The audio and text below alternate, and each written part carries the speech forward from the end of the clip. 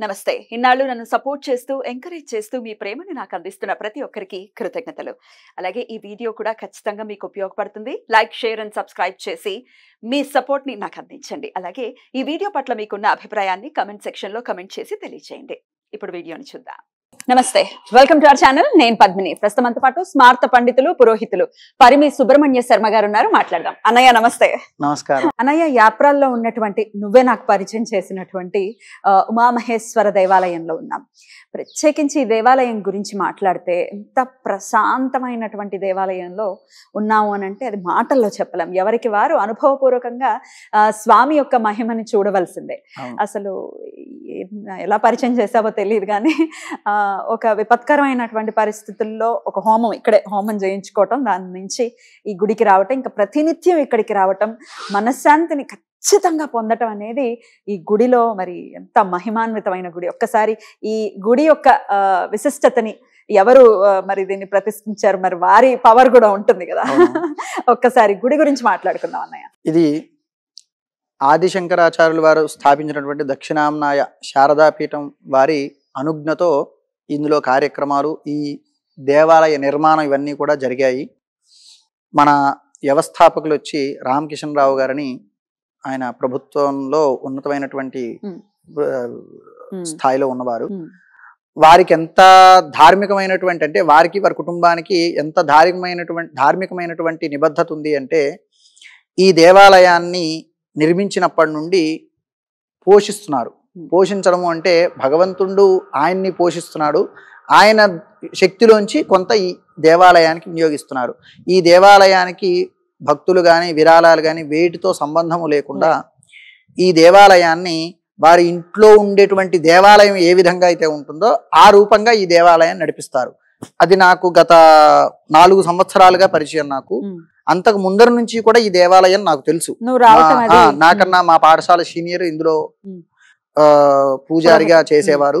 So నాకు ఈ దేవాలయం తెలుసు. ఎప్పుడూ కూడా మేము ఏదైనా గ్రహణాలు వచ్చినా లేకపోతే ఏదైనా జపాలు చేసుకోవాలన్నా ఈ దేవాలయాన్ని ప్రిఫర్ చేస్తాం. ఎందుకు అంటే భగవంతుడి సన్నిధి అనే ఒక మాట ఉంది చూసావా, ఆ మాటకి సంపూర్ణమైనటువంటి అర్థం ఇక్కడే కలుగుతుంది. భగవంతుడి సన్నిధిలో నీకు ఎటువంటి, ఇక్కడ ఎంత ప్రశాంతంగా ఉంటుందంటే ఎటువంటి డిస్టర్బెన్స్లు ఉండవు.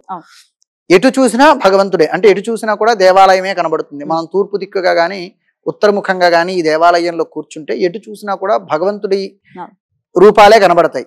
అందరూ దేవతలు ఇందులో ఉన్నారు, ఈ దేవాలయంలో ఉన్నారు, నవగ్రహాలతో సహా. తర్వాత ఇక్కడ గో సంరక్షణ జరుగుతుంది, కింద గోవులు కూడా ఉంటాయి. ఇలా సంపూర్ణమైనటువంటి దేవాలయం మనకి ఇక్కడ సిటీలో దొరకడం అనేది చాలా కష్టము.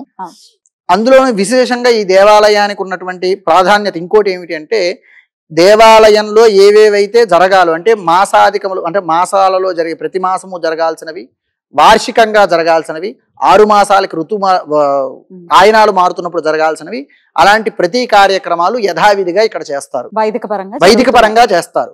ఇందులో ఎటువంటి వారు ఇన్వాల్వ్ కారు.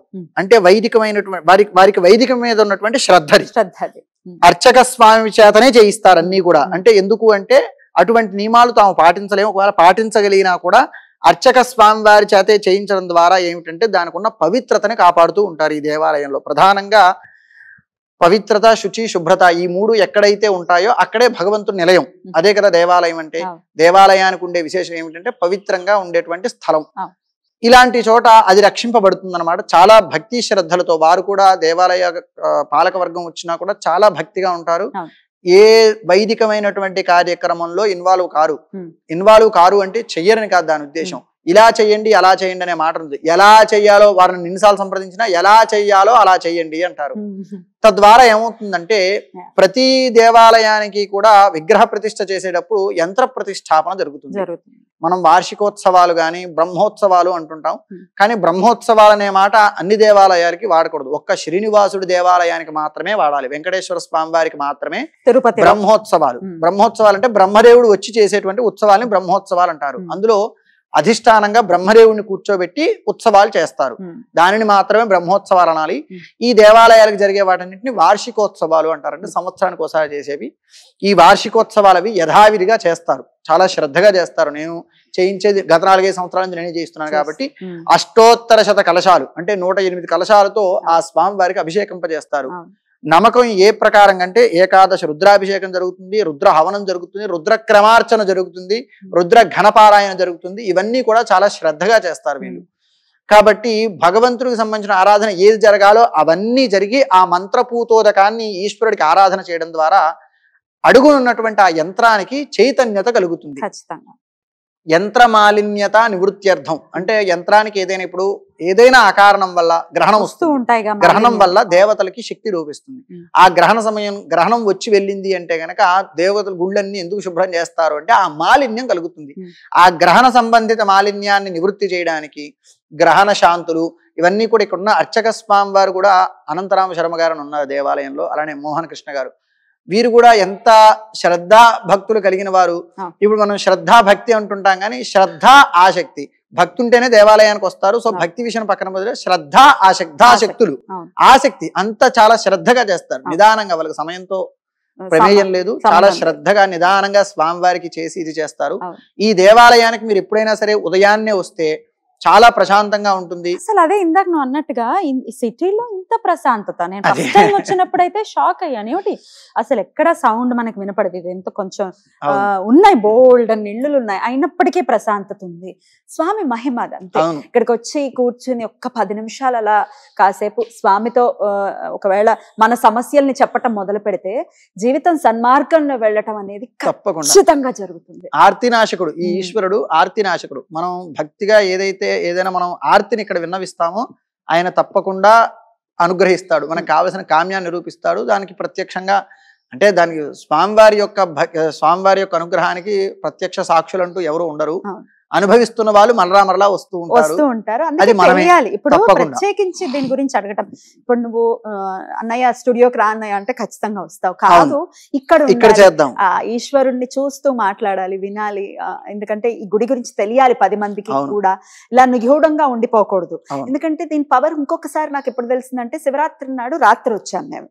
నిషేధి కాలంలో చేసేటటువంటి అర్చనను చూపించాలి ప్రేక్షకులకని. ఎప్పుడు రెట్టి విభక్తిలో అన్ని వ్యూస్ రాలేదు.